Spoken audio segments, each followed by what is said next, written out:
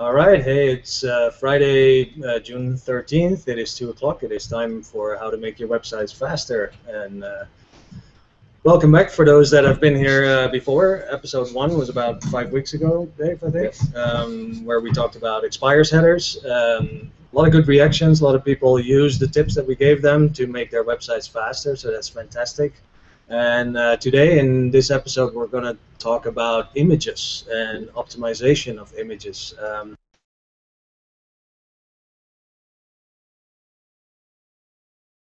Pages consist of images, so we want to look and see how we can make images smaller. You'll be images lighter, yet without compromising quality. So tips for you. I hope you like it.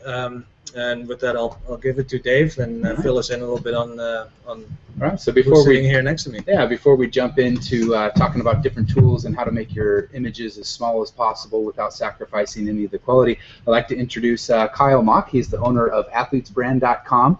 His last week, and we asked him if he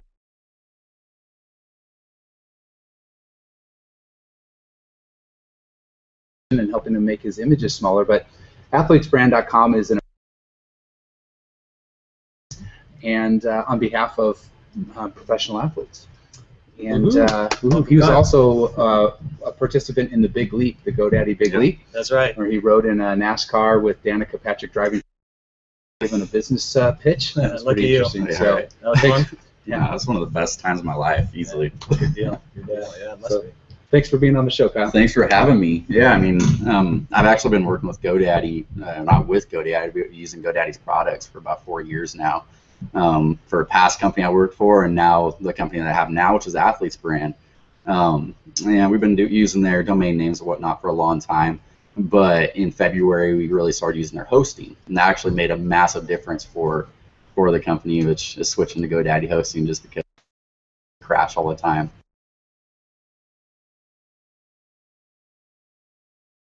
Of our website is images, where clothing, our clothes are, so picture is what I have a brick and mortar.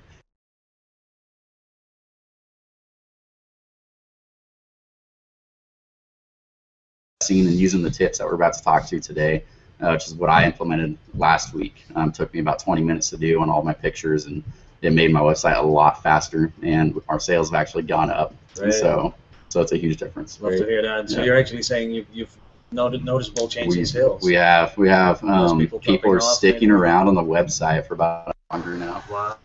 Which I can say that is 100% because that's of big. That's how big. People a lot. It gives them a better first impression of the website. Fantastic. That's a great result. Yeah. And that's exactly what we do this for. Speed, results, visitors sticking around longer, and hopefully get to that shopping cart and put some money in the bank. The cPanel hosting, correct? We are. Yep. And it's a WordPress site.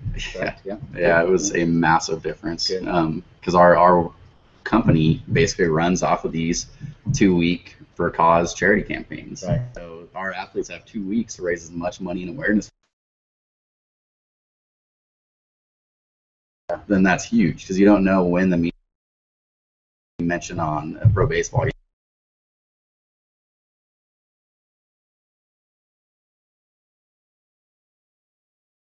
Now for what, 4 or 5 months? That's huge. So it's not just performance; it's also the uptime is very important. It is. Down is like the worst kind of performance you can have, right? It's slow or down, but at some point, if your page is taking 30 seconds to load or 40 seconds to load, it may as well be down at that point too. So. Yep, absolutely. Cool. Right. Well, thanks for being here, Kyle. That's really cool.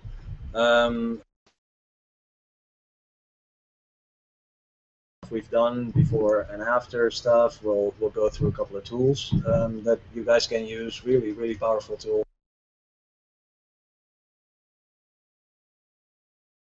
Oftentimes I hear things like it's a JPEG. It's already compressed. We can't do anything about that anymore. Yeah, I think we're hopefully going to change that perception because there's a lot more you can do. So we want to start with displaying the The goal here, that would be my screen. The goal is the smallest file size while it's still looking great. You don't want to sacrifice any of the visual, the visual awesomeness of the page that you're displaying. Like Kyle's site looks fantastic, and so when we came to him and said we want to do image compression and make your site a smaller file size, but we did not want to sacrifice any of the visual appeal that it had a lot of. Dave, do you have his page open, by the way, in the browser as well? I see that you're in the browser. Maybe just kind of show his page real quick. Yeah. Or has it changed? But I want to show how important this image is to your page for the first-time visitor. Maybe just very quickly bring that in. Sorry, I'm putting you on the spot here. Well, I do have his page loaded here. You want to show what his page looks like? Is that what? Yeah, I thought, just to give some perception to the folks, right? You see how prominent that big image there is on the page. And it's changed now. You've got a carousel going on there, right? So there's quite a few of these big images coming by. Right. And maybe back to your slide then, Dave, is I'm seeing 1 megabyte down to under 100 kilobytes. Yeah, that's like a 10x reduction, right? I mean, it's like a tenth of the size that it originally was. So did you make the image smaller, or is it the same size? Is it?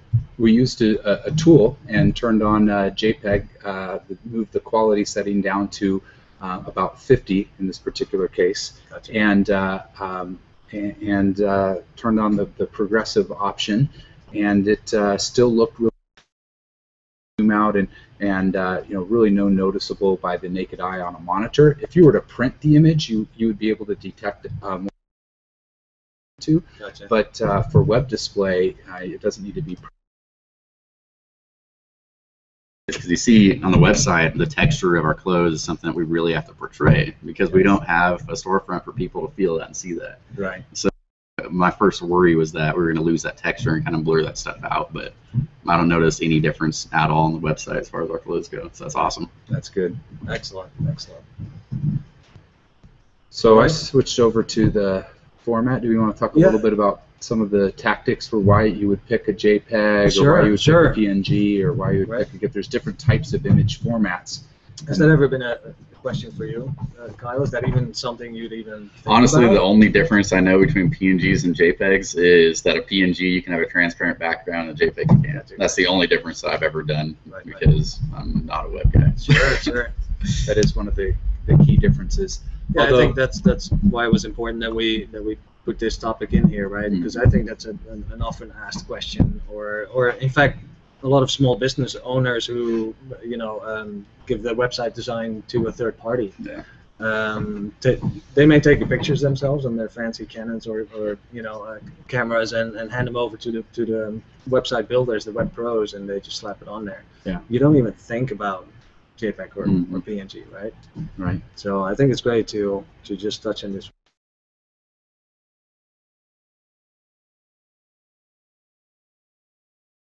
And PNGs are for graphics and basically everything else that's not a photograph. Okay. So if it's a picture of something, JPEG will work the best. If it's a computer generated, something graphic like a graph or a logo or something like that, that's obviously computer generated, not a photograph. Yep. You want to use a PNG. Okay. And then GIF you want to stay away from completely, unless you need the animation. It's the only format that's accepted by all of the browsers that will do animation. So if you need animation, you have to use GIF.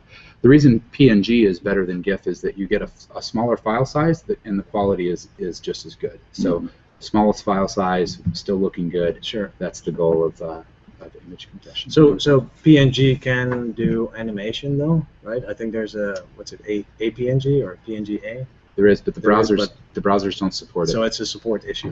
You could, there is functionality for it built into the PNG, but you can't use it for animation if you intend to display it on web pages. So stick with GIF for animation.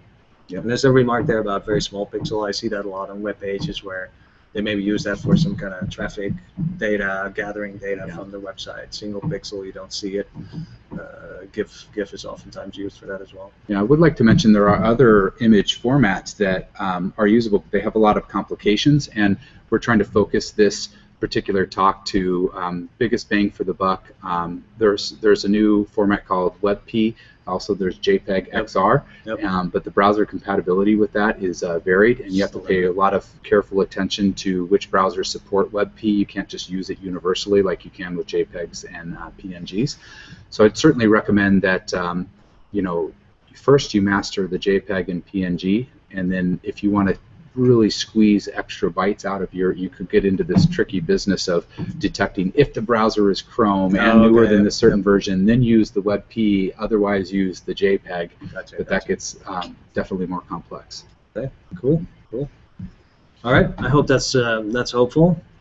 Anything else about formats we want to talk about? We certainly maybe want to talk a little bit about best practices in terms of, so first you pick the format. Sure. That's step one. I think we've covered do you pick a format, or what if your format delivered to you or out of your camera is a video? Well, I mean, if it's out of your... oftentimes a bag, but right. If a graphic designer makes a graphic and you said PNG is a good format, but they hand it to you as a JPEG, can you convert that? Yes. Can you go back and forth? That's a good question. Yes, you can, and you should.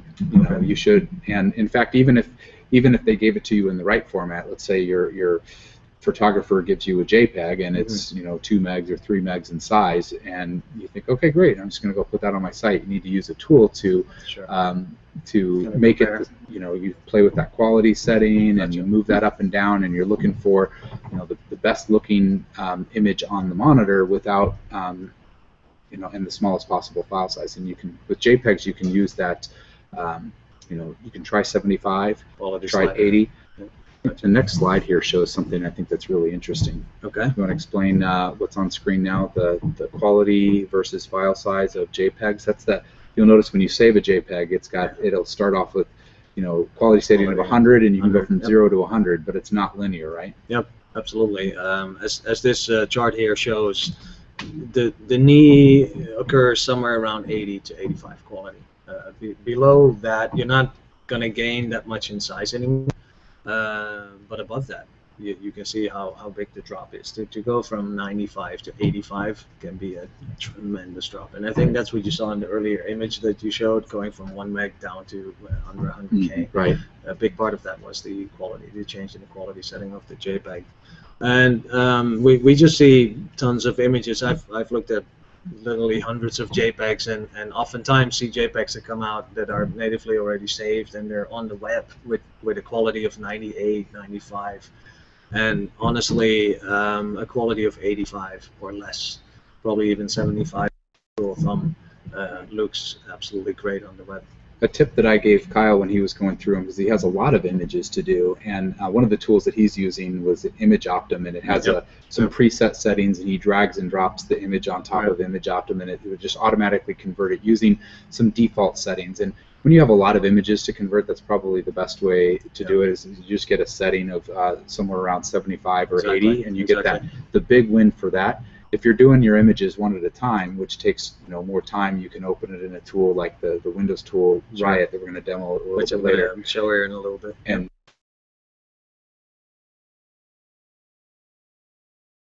zoom out on the image. It's really neat. It's a really neat thing to do.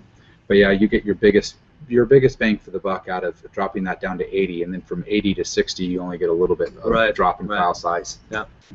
Cool. Well, I think that's a great bridge to something that I wanted to show the folks before we maybe get. Well, we can go through some of the names of the tools maybe. We'll do that first. And then show and then demo Riot. I'm looking at seeing if we have any questions coming in so far.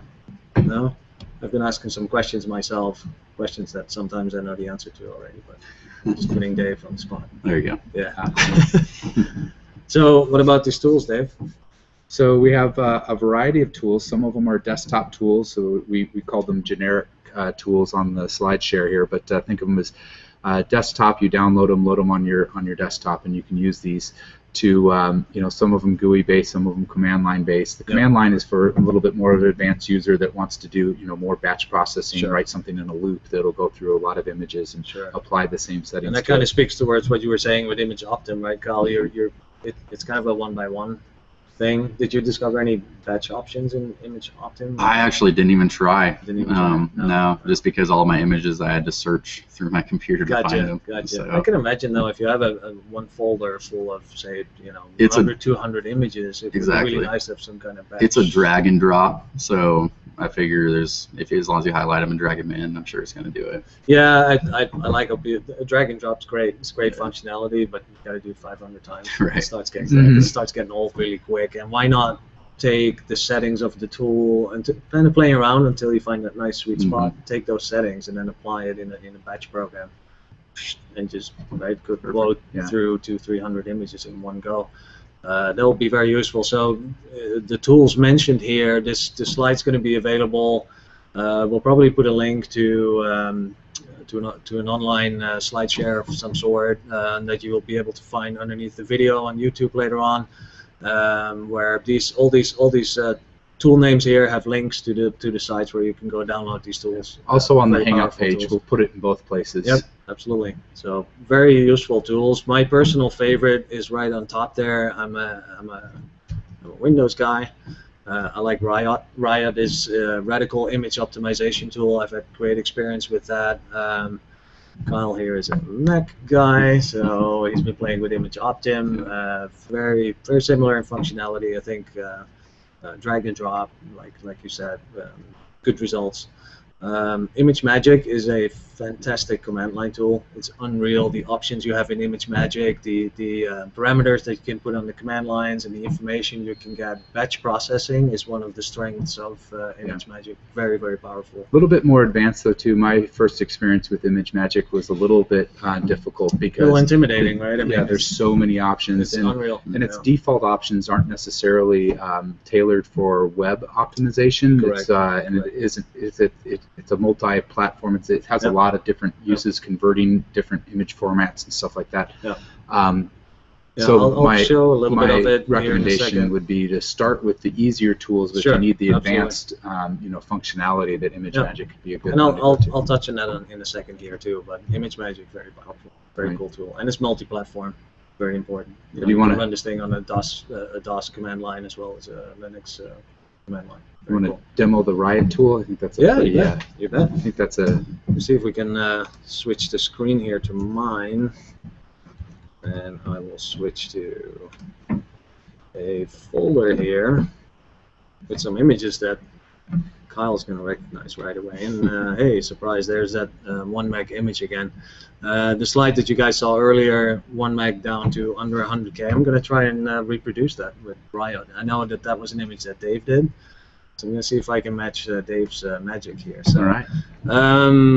Like I said, a couple of tools we mentioned. ImageMagick. Let me start there real quick. I have a command line here, a little bit of a fancy advanced command line in Windows. Sigwin for those of you that know this tool, fantastic tool.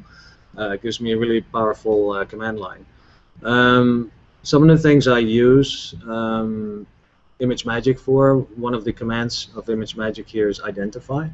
Identify verbose, if I just run that, and I hope, by the way, this is visible enough in the video, I can increase my screen resolution here.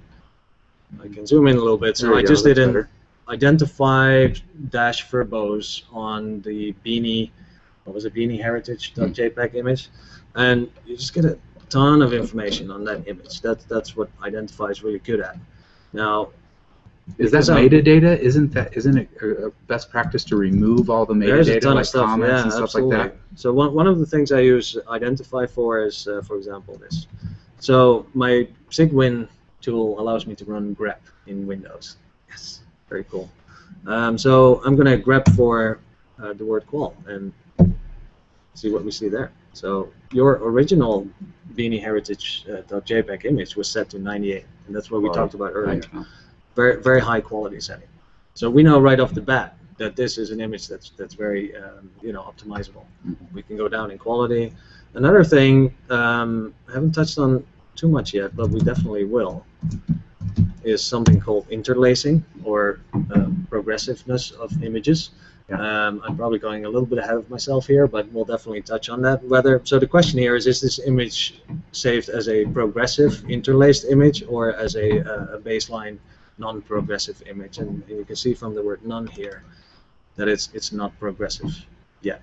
So just some interesting information that you can find here. And another tool I really quickly want to show, Dave, you just mentioned it, metadata. There's a lot of metadata inside of images, in the headers of images. All kinds of information about the camera that the photo was taken with, size, sometimes copyright, that kind of stuff you can stick in the metadata. I found a great tool, and it's called XNView, which is really great. You can take any image. So let me grab that Beanie image again here. You'd be surprised.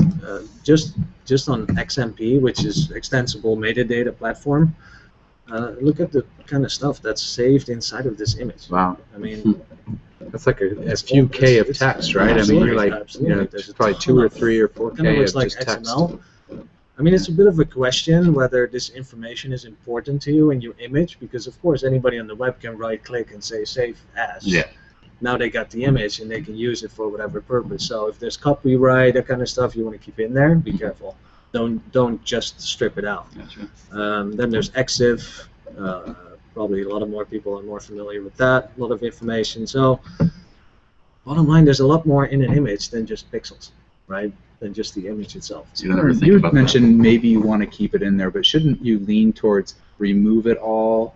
And maybe put back just what you want in there. Yeah, only put in, but for most of the time, are you going to want anything in there? I mean, I would rather just have the file be as small as possible and not where, like, I would only add metadata that I thought was really necessary to be in there. Yeah, and if you're really worried about copyright making the image yours, why not use a watermark somewhere in the upper right, upper left corner? Put a little watermark in there, and that kind of protects you. Or you see a lot of websites where they do a big fat, watermark banner right through the image, purely to protect yourself. So, but just kind of wanted to show that all that stuff is inside those images there. So let me just go to the main attraction here. Radical image optimization tool, fantastic tool for Windows. It's got batch features, but back to drag and drop. Right, got a little. It's kind of nice. It already detects that this is a very high resolution image, and it's going to take a little bit longer to. Well, a little bit longer is relative. It's about width and height that we didn't mention a whole lot just yet, but is an important factor, right? What's that, Jacob? That screen that was up was about width and height. It's saying, hey, the width and height of this is big. Yeah, it's just saying it's a high resolution image. There's a lot of pixels in there. If you want, Riot saying, if you want me to work with this image, it might just be a little bit slower. So have patience. But as you can see, it was actually pretty quick. So there's a couple of features here. I have used it with some success. The full auto mode. So right on full auto mode, we're already gone from 1 meg down to 400K. I didn't touch the tool. I just said full auto mode, go. Right. So the tool auto mode went down to 80%. This is not the same 80 quality number that we saw earlier. It's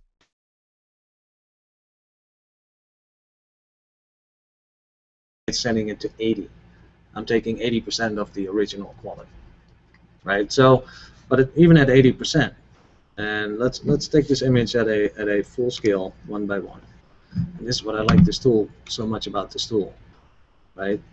Left side, original image. Right side, you can really scroll through this image and get a good view of what we got. And I see that, time is creeping up on us. One of the other things, real quick. Standard, it's already by default set it to progressive, right?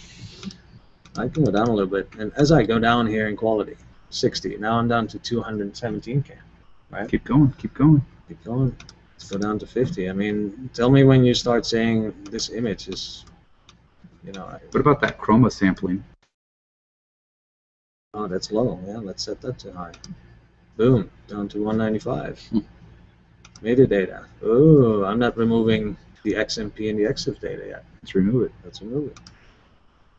195 to 186. Wow, that's like 180. 10. Wow. Keep it coming. 20K of metadata. Wow. Right. So honestly, Dave, I don't know what quality you went down, but you got it under 100K. So maybe try and match that and see how bad that looks. Okay. Well, let's, you know, this also, is one-on-one. Still, man, I'm like. What about that standard optimized versus progressive? Could you click the standard optimized and see? Look, it went to 102 and progressive is 101. This is actually a really good point. That could you? Why? So, what's the difference between standard and progressive, Marcel? Progressive applies mostly to JPEGs. It applies to other formats as well, but we've seen with other formats it actually tends to increase the size of the image. But what progressive really is most people are used, especially in the old days, seeing an image loading on a web page from top to bottom. It's in blocks, the image comes down little by little, and it's immediately in full resolution, but it comes down from top to bottom. So your screen's not filled up with something right away. There's a lot of white space. Progressive, on the other hand, the frame of the image is immediately filled up completely with a low resolution version of the image, slowly increasing the resolution to full res as you're loading the image. The benefit is for the user perception. You straight away have a lot more real estate of the screen is filled up immediately right off the bat. So better user experience. As you can see with JPEG, it actually makes the image slightly smaller. So why not? You know, it makes a better user experience. So it's very much a preferred way to load JPEGs. Right. And the tools out there, I'm not sure. I believe Photoshop, other tools, when you save the image, it's not saved as progressive by default. So.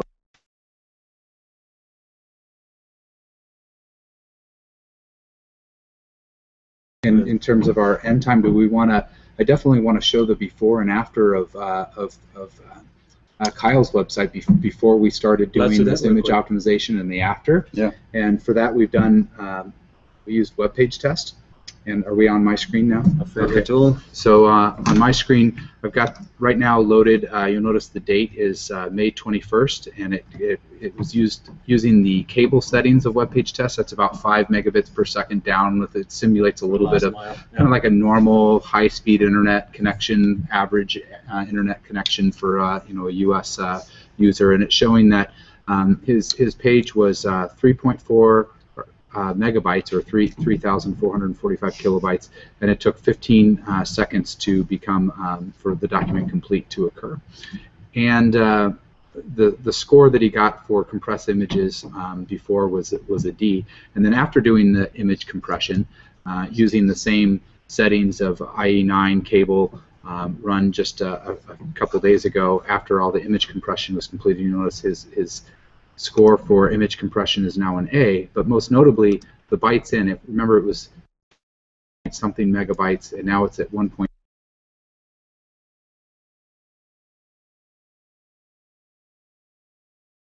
It's about a third of the.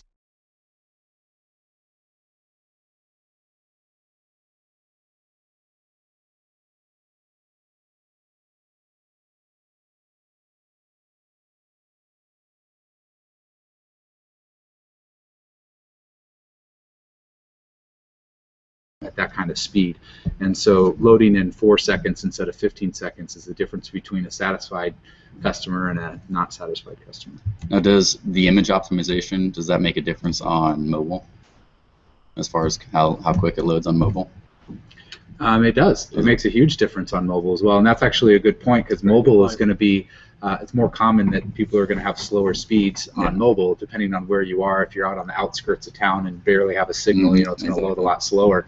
And so there's nothing you can do to control the speed of the bandwidth that they have. But if your site is smaller, less bytes, it's going to load faster on their phone. Yeah, very, very good point, Kyle. And some of the very common mistakes we see, right, is trying to reduce the size of an image to fit a mobile device or a tablet, is to use HTML's height and width settings, but honestly, really behind the scenes, still pushing the entire image to the end user and then just scaling it down with height and width.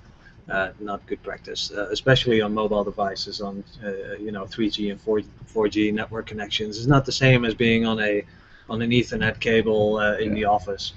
You're going around and about. Depending on how far you are away from the tower and so on, your signal drops. It becomes really hard to download a 1 meg image on a mobile device. So. Yeah, 63% of our site visits are from mobile. There you go. So it's huge. So it's huge. Absolutely huge. Let's do a quick recap of what we've learned here today. Yeah. And because we are towards the tail end of our time block, but I think that if we can break it down to what are the 3 things that people can take away. Yeah. And one is pick the right format, either JPEG or PNG. It's definitely important to then get it as small as possible using the right tool. Use the right tools. Find the right tools. Take out. Don't think that you need to be on 95, 98 quality on JPEGs. You absolutely don't. Right. Put them next to each other. Do a visual comparison. At 80 or 85, I really have a hard time telling the difference of an image on a web page. One of the tools that we kind of breezed over is Teeny PNG. So on the PNG side, there's a 24-bit mode and there's an 8-bit mode. And one of the online SaaS-based tools, you can upload your PNG to, and it'll convert it from 24-bit to 8-bit. And you have to look at it and decide for yourself whether that gave it any visual impairment. Usually it doesn't, and it just makes the file size, much, much smaller. There you go. So that's a good tactic. Good deal. Well, that puts us 2 minutes over the half-an-hour mark. I think we started 2 minutes late as well. So I think we're right on the mark here. So I think we've asked each other a lot of questions. If anybody watching has questions, you can certainly submit those. After this episode online on the Google Plus page. I hope you enjoyed it. I hope you enjoyed it, Kyle. Yeah, thanks for having me. Being here. I think it's really cool. And honestly, I really also look forward with the other upcoming episodes to kind of keep holding your hands and drag you through some of the other optimization we can do to come out with an absolutely fantastic athletesbrand.com website for you. Yeah, that'd be great. Good deal. All right, well, thanks a lot. And everybody, I hope you tune in next time. This is a monthly series. Next month's episode is about picking the right hosting provider and some pros and cons of the different providers that are out there. All right. Cool. Good deal. Thanks, guys. Thanks, Kyle. Awesome. Thanks, guys. Thanks, Marcel. Thanks.